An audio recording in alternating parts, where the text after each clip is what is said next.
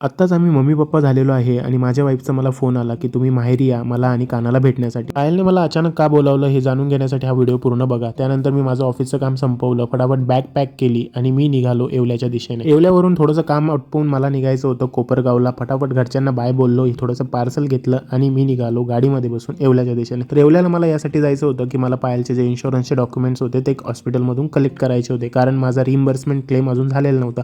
म्हणून हॉस्पिटलमध्ये गेलो, मेडिकल बिल्स घेतले जे मला हेल्प करणार होते रिइम्बर्समेंट क्लेम करण्यासाठी.